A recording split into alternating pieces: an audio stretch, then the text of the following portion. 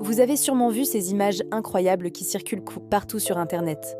On y voit la Lune, notre Lune, qui semble basculer comme si elle penchait d'un seul coup. C'est absolument fascinant. Et pour couronner le tout, il y a cette histoire de deuxième Lune, un point lumineux mystérieux qui apparaît juste à côté.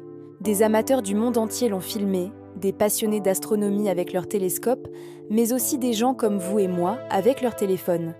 Les vidéos s'accumulent et le phénomène est indéniable. On voit clairement notre satellite naturel dans une position inhabituelle, incliné vers le bas d'une manière qu'on n'a jamais vue auparavant. C'est troublant et ça soulève tellement de questions. Face à cette vague d'observations, les professionnels, les astronomes et les agences spatiales ont bien sûr été interpellés.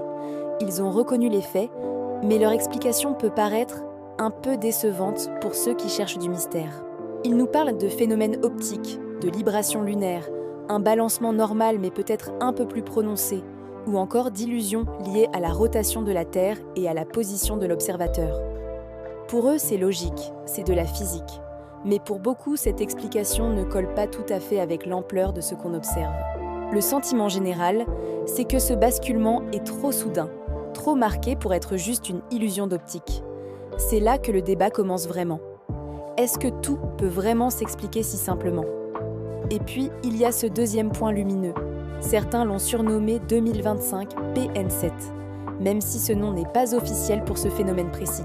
Ce petit point brillant, qui semble escorter la Lune, est visible depuis quelque temps déjà. Il persiste, nuit après nuit, donnant vraiment l'impression d'une deuxième petite Lune. Les scientifiques nous disent qu'il pourrait s'agir d'une étoile lointaine, d'une planète comme Vénus ou Jupiter, ou même d'un satellite artificiel qui passe au bon endroit, au bon moment.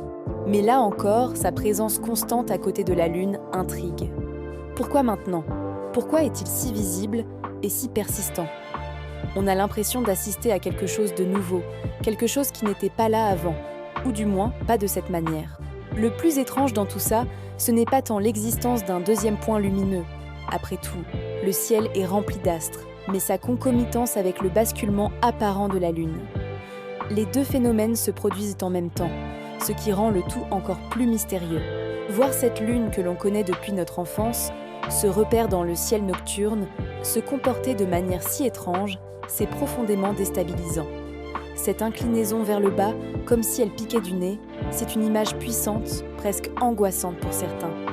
C'est comme si les règles du jeu cosmique avaient changé sous nos yeux sans qu'on nous prévienne. Alors, que se passe-t-il vraiment là-haut ? Sommes-nous témoins d'un événement astronomique rare et encore mal compris ?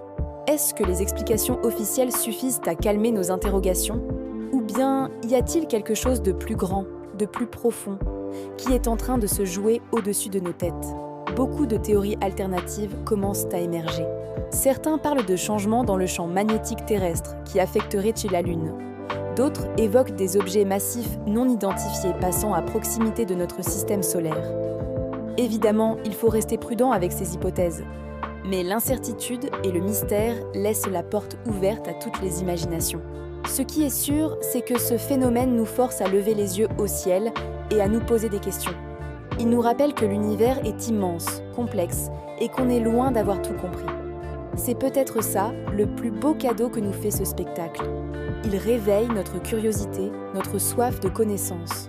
On se met à chercher, à discuter, à partager nos observations. Une véritable communauté mondiale de veilleurs du ciel est en train de naître autour de ce mystère. Chacun avec son appareil, sa sensibilité, apporte sa petite pierre à l'édifice de la compréhension. Personnellement, je trouve ça absolument captivant. Au-delà des explications rationnelles ou des théories les plus folles, il y a la beauté brute du spectacle. Cette lune penchée, avec son petit compagnon lumineux, c'est une image qui restera gravée dans nos mémoires.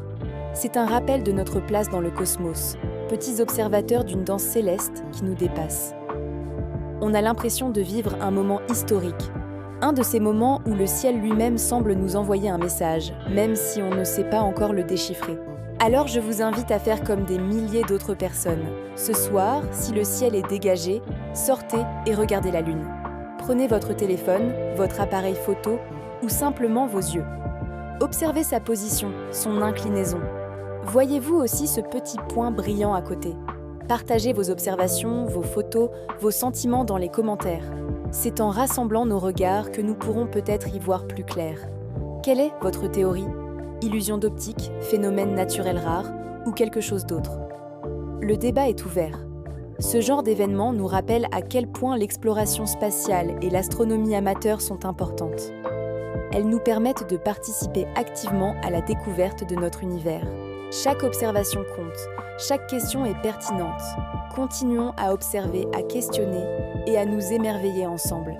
Le ciel n'a pas fini de nous surprendre et c'est ça qui est merveilleux. N'oubliez pas de vous abonner pour ne rien manquer des prochaines découvertes et des mises à jour sur ce mystère fascinant. Et surtout, gardez les yeux ouverts sur le ciel. Merci d'avoir regardé et à très bientôt pour de nouvelles aventures cosmiques.